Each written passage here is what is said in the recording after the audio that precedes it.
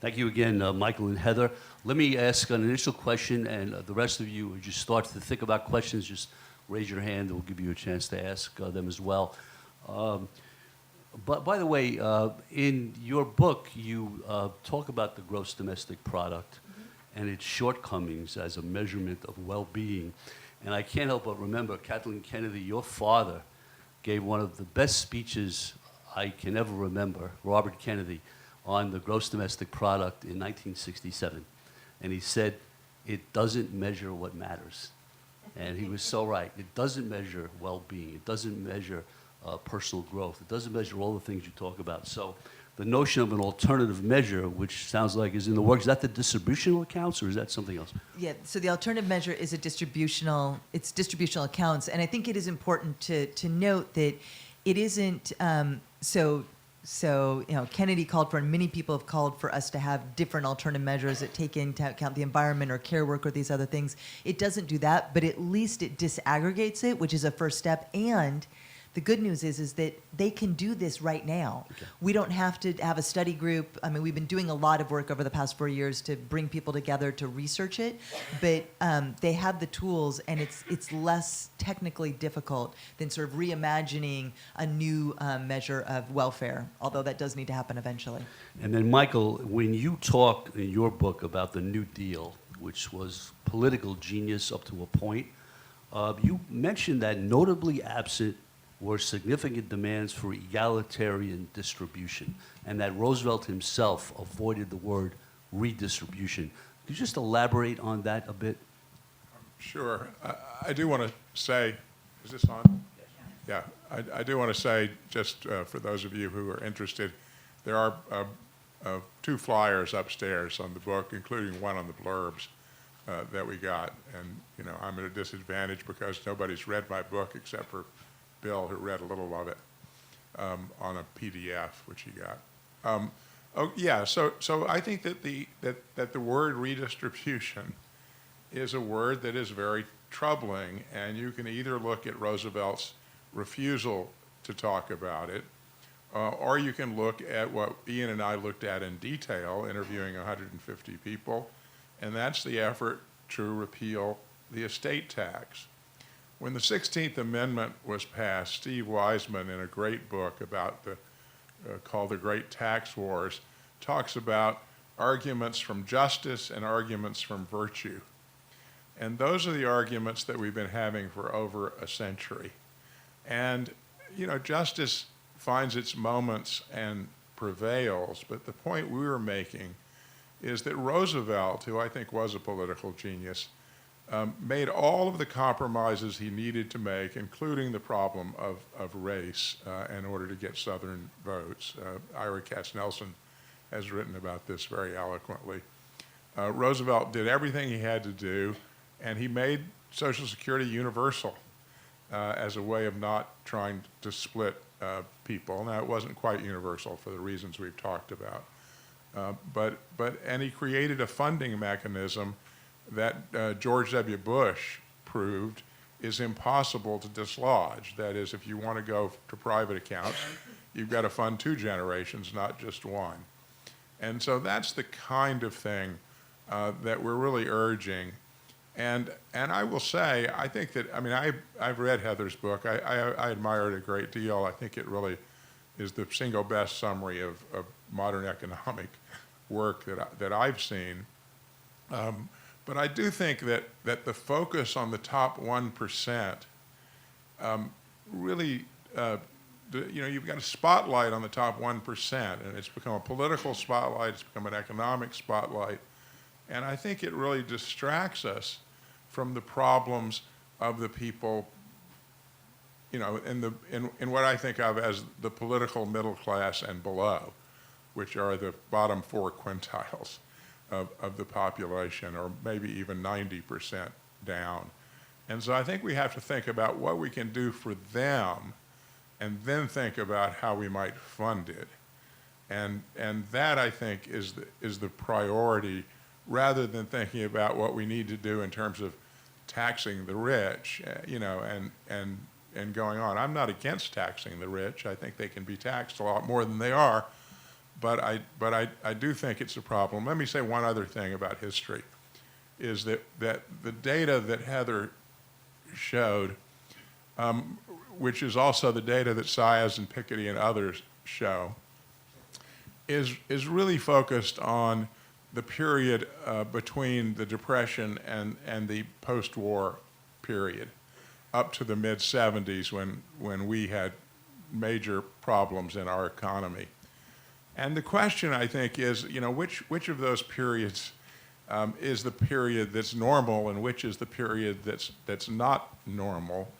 And I think the nostalgia for a period when the U.S. had all the money there was and China was a dark communist wasteland and Russia was doing what it was doing and Europe was a shambles and Japan was a shambles.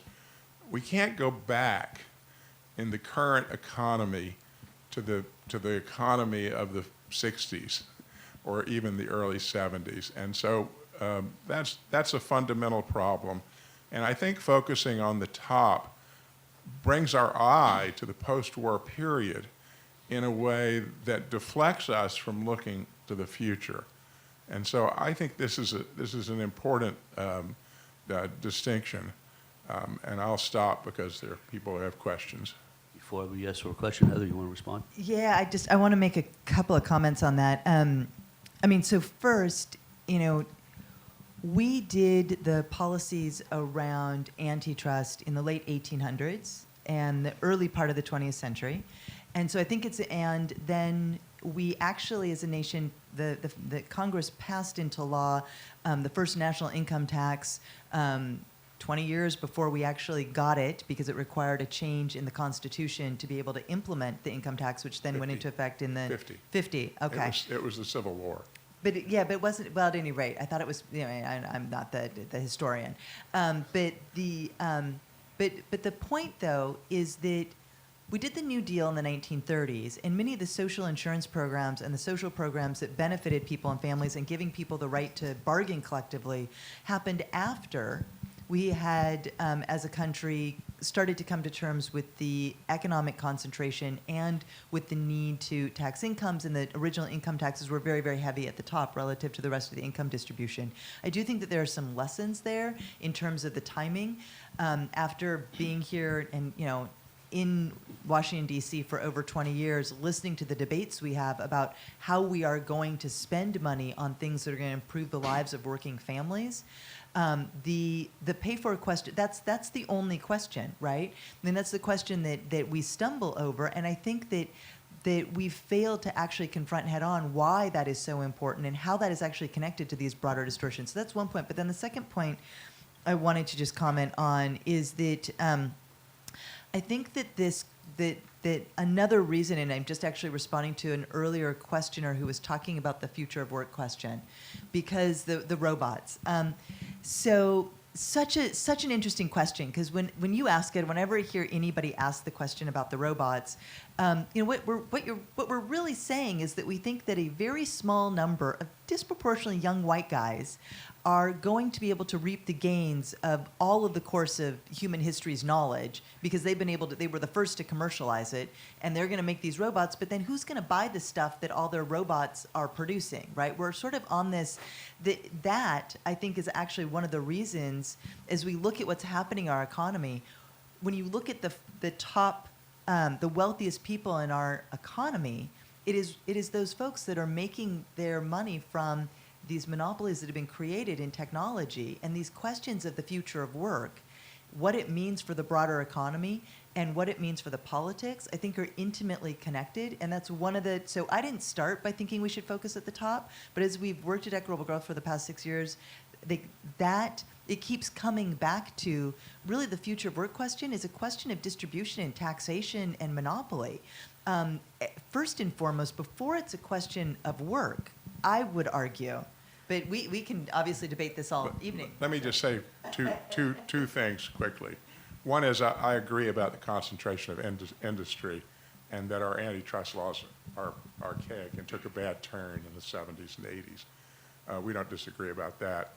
On focusing on the top and taxation, I just want to emphasize the fact that if you look at the global economy, global inequality has decreased tremendously due to the flight of capital out of rich countries and so forth. More people have been lifted out of poverty because of globalization than anything else. Now, they're not our people politically, and that's a big problem. And I understand that as a political problem, but it's not that the people at the top or the big companies are not doing anything with their money. They're doing some things with their money. They're doing a lot of it abroad. And it's very hard to figure out exactly, I mean, I've spent a lot of time on this question, how to figure out exactly how to tax capital in a global world. And that, I think, is a huge challenge for taxes. The last thing I'll say is that if you look at the other OECD countries which don't have the kind of inequality we do, the distinguishing characteristic of them is that they have value-added taxes that they use to fund benefits for people in the middle and below. And John Kenneth Galbraith in the 50s said that the problem with the progressives is that they're only looking at taxing the people at the top and won't have funding for people at the bottom through broad-based taxes on everybody. And the problem, this is the last thing I'll say, the problem is that the no new taxes business on the Republican side was transformed into no new taxes except for people above $250,000 in 2008 during the Clinton-Obama debate when Stephanopoulos asked him this question. And so the Republicans won't tax anybody, and the Democrats won't tax anybody but the people over $250,000. And that's not a way out of our debt problem, which is huge.